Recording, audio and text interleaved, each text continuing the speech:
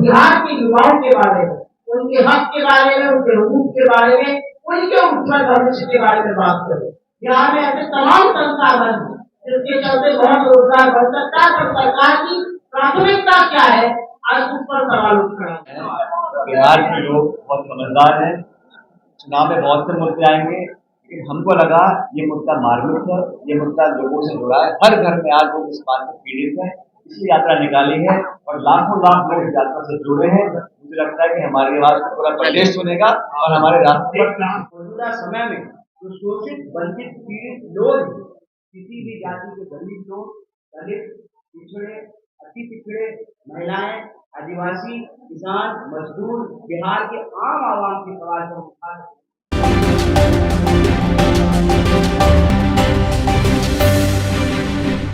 बहुत धन्यवाद महोदय, भाई भाई साथियों, आप सबका बहुत बहुत धन्यवाद। आप लोग इस प्रेस वार्ता में आए।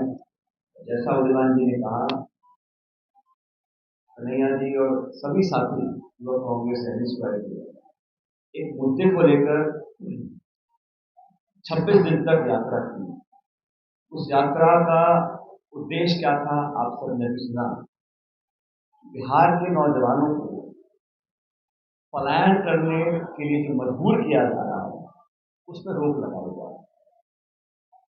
नौकरी और बेहतर अवसर ढूंढने के लिए ऐसा नहीं है कि लोग बाकी प्रदेशों से दिल्ली बम्बई नहीं जाते हैं या बड़े शहरों में नहीं जाते हैं, विदेश नहीं जाते हैं, लेकिन वो बेहतर अवसर तलाशने के लिए जाते हैं।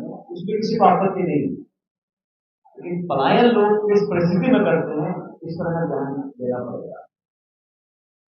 अव्यवस्था, गरीबी, लाचारी, अविश्वास, जिस जिले, गांव, देहात में लोगों को मन में विश्वास नहीं है कि हम 2 जून की रोटी कमा सकते हैं, BA करने के बाद भी नौकरी के नाम पर छलावा मिलेगा, अधिकार के नाम पर लाठी मिलेगी, तो मजबूरन बच्चियों का पेट पालने के लिए जो लोग प्रदेश छोड़कर जाते हैं।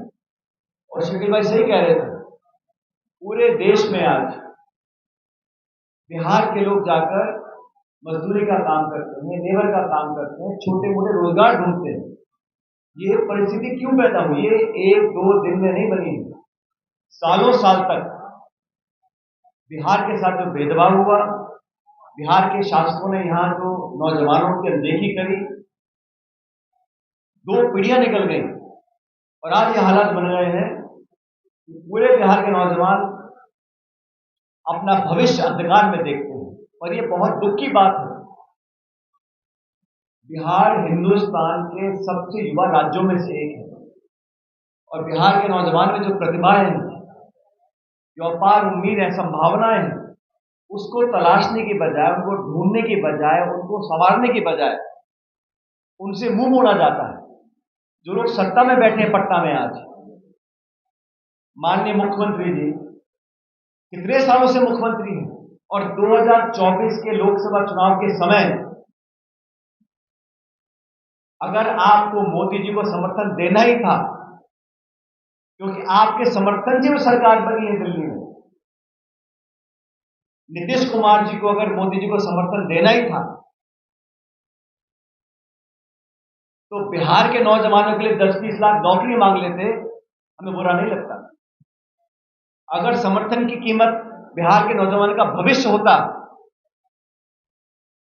तो हम भी कहते आप जाइए, कोई बात नहीं।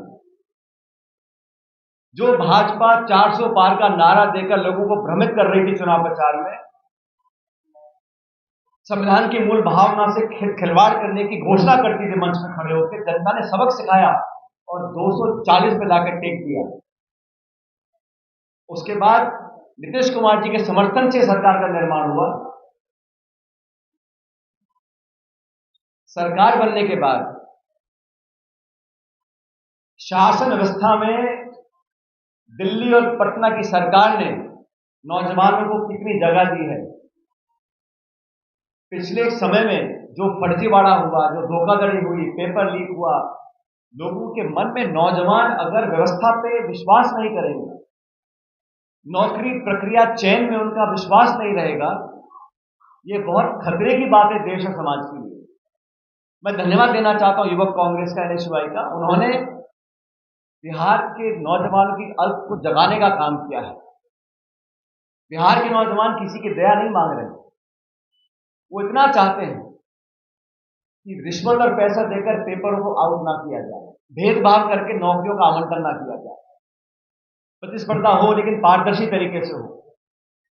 नौजवान नौकरी मांगे, सरकार को कोई चिंता नहीं, सत्ता में रहने की उम्मीद हर राजनीतिक दल को होती है और मैं इसको बुरा नहीं मानता हूं, लेकिन जब इतने लंबे समय तक बार बार मौका लेने के बावजूद इन 20 सालों में कितने लोग, आज लाखों लाख नौजवान बिहार के संभावनाओं को समाप्त होते देख अलग अलग राज्यों में जाते हैं।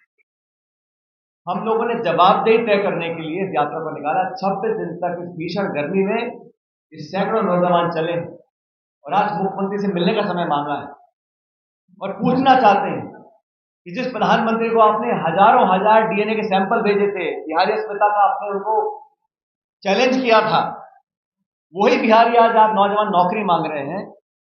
क्या आप दिल्ली जाके उनसे कहेंगे कि बिहार के नौजवानों को 20 लाख नौकरी दीजिए? जो PSU थे बंद कर दिए, सरकारी नौकरियों में लगातार गिरावट आ रही है, उद्योग और निवेश हो नहीं रहा, नए रोजगार आएंगे कहां से? अर्थव्यवस्था को दुरुस्त करने के लिए एक संकल्प चाहिए, दृढ़ संकल्प चाहिए, एक निश्चित दिशा चाहिए और रोजगार उत्पन्न करना मैं समझता हूं हर सरकार की प्राथमिकता होनी चाहिए। कि बिहार के लोग बहुत समझदार हैं, बहुत लंबे समय से वो राजनीति, जाति, बिरादरी, धर्म के नारे पर अपना वोट देते आए होंगे, लेकिन आज बिहार के लोग समझ गए हैं कि कौन वोट लेने के बाद वादा खिलाफी करता है। इस यात्रा से हमने राहुल गांधी जी से प्रेरणा ली है। राहुल गांधी जी, खड़गे जी, हमारी पूरी पार्टी, अभी 2 दिन पहले हम लोगों ने अधिवेशन किया है अहमदाबाद के अंदर और वहां पर स्पष्ट रूप से हम लोगों ने अपने प्रस्ताव में भी अनुमोदन किया है और नौजवानों के भविष्य की चिंता कांग्रेस पार्टी के लिए एक बहुत बड़ा मुद्दा है। इसको बार बार हम लोग रेखांकित करते हैं अपनी पार्टी के अंदर और देश भर में, क्योंकि युवा का जब समय निकल जाता है, कोई बच्चा बच्ची ओवर एज हो जाते हैं, तो फिर उसको कोई भरपाई नहीं कर सकता है। और युवाओं को अगर भविष्य में रोजगार नहीं मिलेगा, नौकरियां नहीं मिलेंगी, और मैंने जैसे पहले कहा, भविष्य की संभावनाओं में नौजवानों का विश्वास अगर खत्म हो गया, व्यवस्था में, प्रणाली में, प्रक्रिया में अगर विश्वास और अपना कायम नहीं कर पाएंगे तो आगे कैसे बढ़ेंगे? तो बिहार के लोगों से मैं अपील करना चाहता हूं कि ऐसे लोग, ऐसे दल, ऐसे विचारधारा को अपना आशीर्वाद दें तो नौजवानों के लिए कुछ करना चाहते, कर दिखा सकते हैं। आपके पास मौका ना हो, आप विवश हो, आप लाचार, मैं समझ सकता हूं, पूरी ताकत आपके पास, सरकार आपके पास, सरकार आपके दम पर चल रही है, केंद्र की सरकार, और फिर भी हम नौजवानों की देखरेख नहीं कर सकते, ये बड़े दुख की बात है। मैं तमाम नौजवानों को जो अनेकों जिलों से निकलकर आज पटना आए हैं, उन यात्रियों को धन्यवाद करना चाहता हूं कि आप एक एक जो यात्री है वो हजारों लाखों नौजवान बिहार के उनके अरमानों को लेकर चला है और हम कांग्रेस पार्टी के लोग आज आप सबके माध्यम से आश्वासित करना चाहते हैं जनता को, प्रदेश के लोगों को, मतदाताओं को, कि हम नौजवानों को, हर जाति बिरादरी का कोई व्यक्ति हो, किसी बिरादरी, धर्म, समाज का हो, नौजवान की भविष्य को बेहतर करने के लिए हमारी पार्टी संकल्पित है। राहुल गांधी जी, प्रियंका जी, खड़गे जी, हम सब लोग कांग्रेस का दल, जितने नेता आपके सामने बैठे हैं, हमारी पहली और सबसे महत्वपूर्ण प्राथमिकता नौजवानों का रोजगार होगा। लेकिन हम लोग पीछे नहीं हटेंगे, इन मांगों को लेकर सरकार पर दबाव बनाएंगे, चाहे केंद्र की सरकार हो, चाहे राज्य की सरकार हो। कि जिन जिन साथियों ने यात्रा में अपना योगदान दिया, उनका धन्यवाद करना चाहता हूँ। और हम सब लोग आज, सुप्रिया जी, हम सब इस यात्रा का समर्थन करने के लिए, आखिरी दिन समापन है, सुरेश जी और वरुण जी हमारे साथ आए हैं, यात्रा समाप्त होगी, उसके बाद प्रदेश अध्यक्ष जी और शकील भाई मिलकर आगे योजना बनाएंगे। लेकिन ये तमाम नौजवानों का जो बीड़ा हम लोगों ने उठाया है, इसको उसके अंत छोर तक लेकर हम लोग जाएंगे। ये कहने के लिए आज आपके बीच में हमारी पार्टी का स्टैंड बड़ा क्लियर है। जो लायक है, जो प्रदेश का है, उसको प्राथमिकता मिलनी चाहिए। लेकिन हमने ये हर राज्य के इकाई पर छोड़ा है, उसको अंतिम निर्णय क्या करना है। लेकिन पूरे देश में जब से भारत आजाद हुआ है, रिकॉर्ड भारत सरकार के आंकड़े हैं कि सबसे ज्यादा बेरोजगारी अगर कभी थी तो आज है। हर प्रदेश में बेरोजगारी है, चाहे मेरा प्रदेश हो चाहे बिहार हो, लेकिन बिहार में जो हालात है वो बहुत एक्सट्रीम पहुंच चुके हैं, इसलिए हमारी प्राथमिकता पहले बिहार में है। बिहार के लोग बहुत समझदार हैं, चुनाव में बहुत से मुद्दे आएंगे, लेकिन हमको लगा ये मुद्दा मार्मिक है, ये मुद्दा लोगों से जुड़ा है, हर घर में आज लोग इस बात में पीड़ित है, इसलिए यात्रा निकाली है और लाखों लाख लोग इस यात्रा से जुड़े हैं। मुझे लगता है कि हमारी आवाज को पूरा प्रदेश सुनेगा और हमारे राष्ट्रीय जनता भी पॉलिटिकल पार्टी राजनीति करती है, लेकिन जहां तक हमारी बात है, हम इस मुद्दे को आगे लेकर इसलिए आए क्योंकि तमाम दलों ने इसको प्राथमिकता नहीं दी। और कांग्रेस पार्टी हो, हमारा central organization youth Congress NSUI है, अगर हम नौजवान की बात करते हैं तो क्या गलत कर रहे हैं? अगर जनता को हम जागरूक कर रहे हैं कि आपके साथ धोखा पिछले कई दशकों से हो रहा है और हम लोग आपके दुख को समझ रहे हैं, आपके दुख का एहसास हमको है और हमारी आपकी सोच एक है, ये जनता तक पहुंचने का हमारा जरिया है और मुझे लगता है कि ये बहुत ज्वलंत मुद्दा है और कांग्रेस पार्टी की बातों पर जनता का विश्वास है।